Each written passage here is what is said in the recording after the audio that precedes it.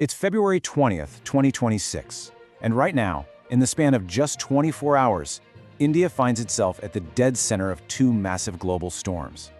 One is happening 400 kilometers straight up, a story of incredible ambition and technological triumph.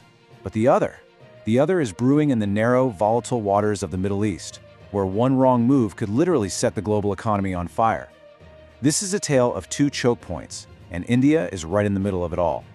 So, you've got this one event, this handshake in orbit that could define India's future in the stars. And at the exact same time, there's a standoff at sea that could bring our economy to its knees. Now stay till the end because some shocking things I am going to reveal in this explainer. Let's get back to it. How on earth do these two stories connect? Well, it all boils down to one incredibly important idea: strategic autonomy. It's the fight to control our own destiny, both up in space and right here on Earth. All right, let's start with the stars, because this is big news. For years, we've known the Gaganyaan mission as India's big solo moment, our very own journey to send our astronauts into orbit. But something's changed. In a pretty stunning development, ISRO and NASA are now finalizing plans for an uncrewed Gaganyaan module to actually dock with the International Space Station. This isn't just a small change. This is a massive leap forward. So you might be asking, what changed? Why the big shift? Well, the answer is this piece of tech right here, SpaceX. You see, back in late 2025, ISRO pulled off something incredible. They demonstrated their own homegrown space docking and experiment system. We proved on our own that we could get two satellites to meet and join up in orbit. SpaceX was the key. It unlocked the door to the ISS and basically told the world that India is ready to play in the big leagues. And you have to appreciate just how difficult this is. I mean, docking isn't some gentle tap in space. It's more like a high-speed ballet, with both spacecraft hurtling along at nearly 28,000 kilometers per hour. Think about that. If you're off by just a few centimeters, it's a total disaster. So this mission isn't just a test drive. You could call it the final practice exam before we build our very own space station, the Bhartiya Antriksh Station, which is planned for 2035. And look, this moment didn't just happen overnight. This has been years in the making. It really kicked off back in 2023 with the ICET framework, which laid all the diplomatic groundwork. Then came the big one in 2025, the successful SpaceX test that gave us the technical proof. And now, here we are in 2026, with the ISS mission serving as the critical stepping stone towards that ultimate goal, our own sovereign presence in space by 2035.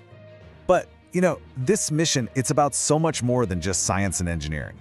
It's about a deep, fundamental shift in geopolitics.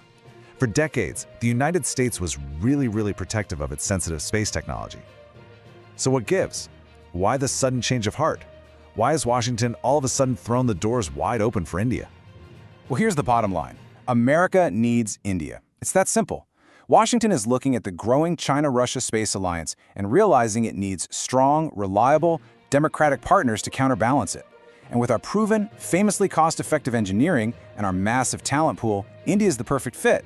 So by inviting Gaganyaan to the ISS, the US is pulling India into its orbit, into the Western-led space ecosystem. We're not just a customer anymore, we're now an equal partner at the table. Okay, but while India is reaching for the stars, a much darker reality is unfolding right here on Earth. It's this crazy contrast. While our space program is breaking free from gravity, a huge part of our economy is still being held hostage by 19th century geography. All that optimism from space is about to collide head-on with the brutal reality of a potential war.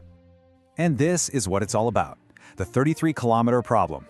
Just yesterday, Iran's Revolutionary Guard started these massive military drills. They're calling them smart control of the Strait of Hormuz. And let's be clear, this is not a routine exercise. This is a direct threat. It's a message, sent loud and clear, after tensions with the US spiked following Operation Midnight Hammer last year. Tehran is showing the world that it has its finger on the button of the world's energy supply. And this right here, this shows you just how vulnerable we are. Just look at these numbers. Nearly 40% of the crude oil we import and a staggering 50% of our natural gas has to pass through that tiny strip of water. If that choke point closes, whether it's from military action or just because insurance companies say it's too risky, it could kick off a full-blown energy war. So let's bring this home. Let's make this personal, because a standoff happening thousands of kilometers away is about to have a very direct impact on your wallet. This section is all about how this crisis in the Strait of Hormuz is going to hit your home, your budget, and your family. The big financial analysts are already screaming red alert. They're warning that if this thing escalates, the price of crude oil, which is sitting around $75 a barrel right now, could skyrocket to $110, maybe even $120 a barrel, and it can happen in a matter of weeks. For a country like India that imports over 85% of its oil, this isn't just a price hike. This is an economic earthquake. And here's exactly how that earthquake reaches your front door. First, oil prices spike. Boom! The price of petrol and diesel goes up almost instantly. Second, fertilizer costs go up. We import key stuff for fertilizer from the Gulf. If those shipments stop, our factories could shut down. And third, that leads directly to higher food prices because farmers have to pass on their costs to you, the consumer. This is the inflation bomb that keeps policymakers up at night. But here's the thing. India is not just a passive victim in all this. We are not just sitting around waiting for disaster to strike. No. New Delhi is making some serious, high-stakes moves right now to protect our interests and to try and defuse this ticking bomb. This is that quest for autonomy in action. So what exactly are we doing? Well, it's a three-pronged defense. First, we're tapping our strategic petroleum reserves. We have about 9 to 10 days of oil stored away. It's a buffer, but it's a pretty thin one. Second, and this one is way more significant, is the Russian pivot. Today, over 40% of our crude oil comes from Russia, and a lot of that bypasses Hormuz completely. And third, the Indian Navy has stepped up, big time, deploying warships to the Gulf of Oman to provide safe passage for our tankers. We are out there actively protecting our lifeline. And that brings us right back to where we started, to this central paradox of India in 2026. On the one hand, we're mastering the technology of the future, the world of silicon, of satellites, of docking with the ISS. That represents our incredible potential. But on the other hand, all that progress can be held hostage by the geopolitics of the past, by crude oil, by fossil fuels, and by one narrow strip of water. So, I guess that's the big question, isn't it? We have to win the space race, while at the exact same time trying to survive an energy war. So what do you think is more important for India right now? Is it securing our future among the stars, or is it securing the energy that fuels our economy today? I really want to know what you think, so drop your thoughts in the comments below. This is a story that's changing by the hour, and we'll be here to bring you all the updates as they happen. So to make sure you don't miss anything, go ahead and subscribe to the channel, and be sure to check out the next explainer coming up on your screen. Thanks for watching.